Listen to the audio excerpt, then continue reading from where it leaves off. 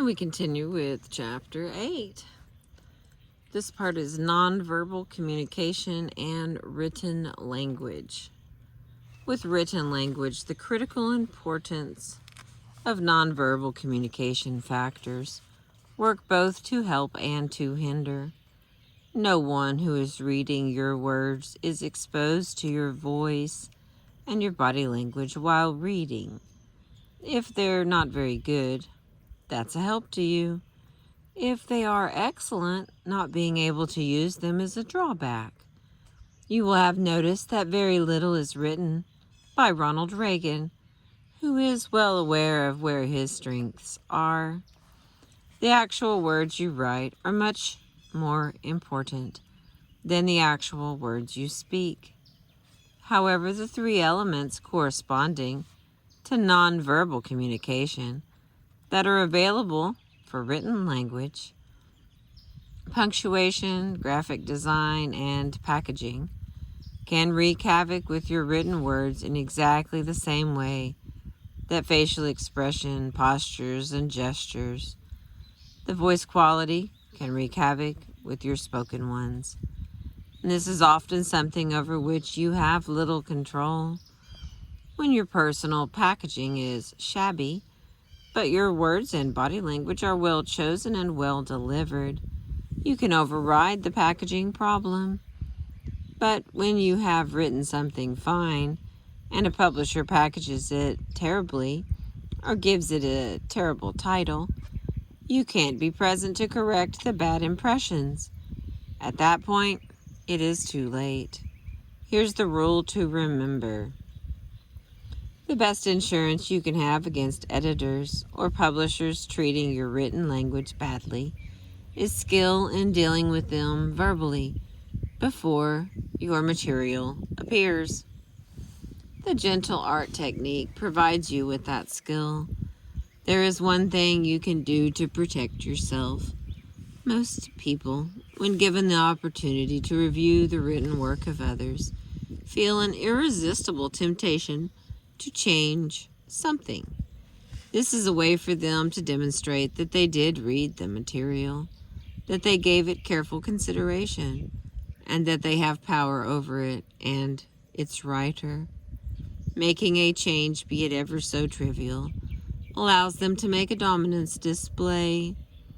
This is as true when you submit 2 paragraphs to your company newsletter as it is for an article you submit to the most prestigious professional journal. Some air. This is extremely important whenever you submit anything written, whether for publication or for presentation. Salt it with items you don't mind losing. Set out predominantly enough to attract attention. Your strategy is to maximize the chances that those will be axed instead of things that do matter to you. Always expect dominance displays. Always provide for them. The more people there are who will examine your material, and the more they are likely to be struggling for power over one another, the more extensive the dominance displays will be. Plan for that, and give in graciously, but reluctantly, when your plan succeeds. Next section, producing public language. It's traditional to claim that there's little connection between the language of public speaking and the language of public writing. At the extreme ends of the linguistic spectrum, this has a certain amount of validity. But for the type of public language we are concerned with in this chapter, it is false.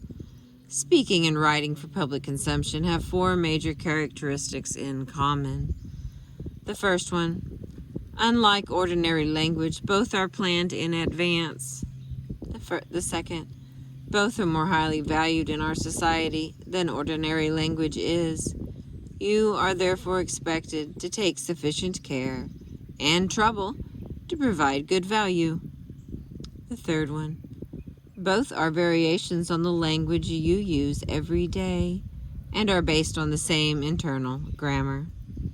The last one, Both use a set of basic techniques of rhetoric, the purpose of which is not to make your language fancier, but to make it easier to read or listen to, easier to understand, and easier to remember. You will want to keep these characteristics firmly in mind when you are involved in producing public language. Always work in both directions, whether you will be speaking the words from notes or reading them aloud in full. Write them down and read the text. Once it's written, read it aloud and tape it so you can listen to your performance or listen and watch if you have convenient access to videotaping facilities. If you are preparing written language, always read that aloud also, and tape it and listen to it.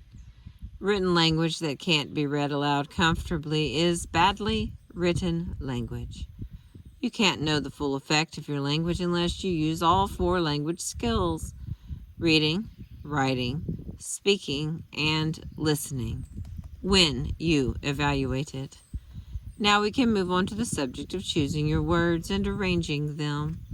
Remember, as we turn to this subject, that you should incorporate into your public language all of the gentle arts and tonic techniques presented in this book.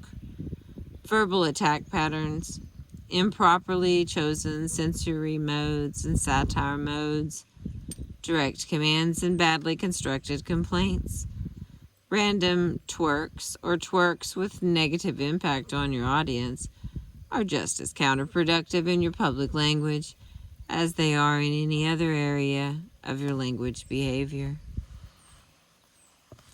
Choosing and arranging your words for public language. Whenever you speak or write for public consumption, you have 4 essential tasks you need to: 1. Make it easy for the audience to apply Miller's Law to your language, to assume that it is true and to imagine what it could be true of. 2. Make it easy for the audience to read or listen to your language and to understand it. 3. Make it easy for the audience to organize and remember your language. And 4. Make it easy for the audience to be persuaded by your language. We'll be discussing these 4 topics one at a time, but there is much overlap among them. An improvement in any one of the 4 will automatically improve the other 3 as well.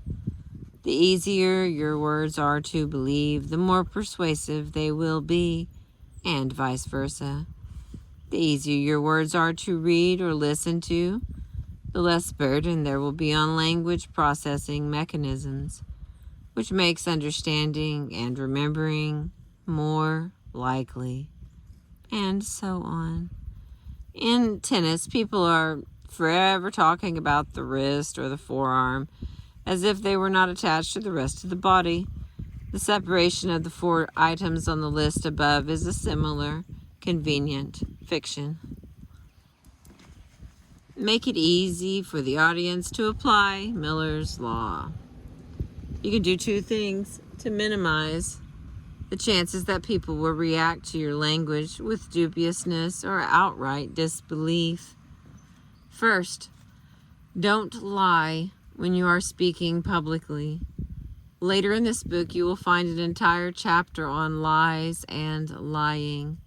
For now, let me take this opportunity to quote Ronald Reagan in Yankee Doodle Magic by Lawrence I. Barrett and Barrett Seaman. Time Magazine, July 7th, 1986. On the subject, he said, "If you don't believe the line you're speaking, the audience will know it, and they won't believe it either." And that is true. Your voice and the rest of your body language will give you away. This does not mean that you must get up and bare your soul. Rather, it means you must find a way to convey the message you want to convey without saying things that are contradicted by your body language. That's almost always possible. It just requires careful thought. Dishonesty in written language is not as immediately obvious because there's no accompanying body language to betray you. But unless the lie is trivial, in which case it would have been easy to avoid, you are likely to find yourself trying to defend it out loud at a later date, with all the problems that poses. You have time with written language to choose the careful wording that contains no false statements. Failing to do so is taking unnecessary risks with no probable gain sufficient to justify them. Second, people act on what they believe. Facts and logic have little to do with whether they believe something or not. Facts and logic demonstrate that smoking will kill you, and that people should be terrified of cigarettes the way they are terrified of AIDS. This not only doesn't stop smoking, it hardly even slows it down. Facts and logic prove that the single most effective step people could take to extend their lifespan would be to buckle their seatbelts. But this doesn't make them do it, even when they're taking mega doses of vitamins and eating a diet of fiber and fish oil and spending huge sums on exercise machines and health clubs. You need something more than facts and logic. If your audience already agrees with everything you're saying, this is not a problem. If they have no previous opinion about what you're saying, and if they perceive you as informed and reliable and innocent of malicious intent, it's not a problem. But when something you want them to believe is in conflict with something they already believe, you run into what Leon Festinger called cognitive dissonance, disharmony in the head. Reality mismatch perceived by the brain and provoking immediate resistance. People suffering from cognitive dissonance will always try to fix it, and the most common fix is to protect the belief they already have, just as it is, not to change it or accept the idea that contradicts it. The recent history of pain control offers us a fine example of cognitive dissonance and its effects. American mainstream culture had a reality statement that went like this: chemicals control pain. Then along came hypnosis and acupuncture, neither one of them a chemical, and it became impossible to hide the fact that they controlled pain. Americans disliked this intensely, and they were absolutely unwilling to give up their reality statement, whereupon our scientists got busy and discovered that the human body produces, all on its own, pain-controlling chemicals called endorphins. Now, it was possible to remove the cognitive dissonance and restore harmony, because now you could say that hypnosis and acupuncture stimulate the body to produce endorphins, which is not in conflict with chemicals control pain. This has been very helpful. Now, if your neighbor's headache disappears as a result of the application of a quartz crystal to his brow, you can dismiss it without cognitive dissonance by saying that it's only endorphins. In any culture, including the culture of a firm or organization, reality statements with no scientific implications can cause an astonishing amount of cognitive dissonance when challenged. Anything of which it can be said that we've always done it that way is a potential source of trouble when a decision is made to introduce change. Obviously, you avoid language that will provoke cognitive dissonance if you can. When you can't avoid it, two strategies will make it less traumatic and disruptive. The first one, introduce any new element as gently as possible. 2, always tie the unfamiliar to the familiar. To get people to accept spaceships, tell them gently how many ways spaceships are like sailing ships. To get them to accept a sudden temporary increase in their working hours, tell them gently how much that is like a baseball team playing an extra inning. Go over the language you plan to use. Ask yourself, are there reality statements important to my audience that I am going to be in conflict with? In order to believe what I say, will my audience have to discard something they already believe or revise it drastically? If the answer to either question is yes, that material must be presented with great care, and you must find something familiar to your audience, preferably something they admire and value, that you can compare the new element to as you talk or write. Make it easy for the audience to read or listen and to understand. 5 strategies are available for you to use in accomplishing this task. 1. Pamper the short-term memory. 2. Use metaphors to provide additional context. 3. Use parallelism.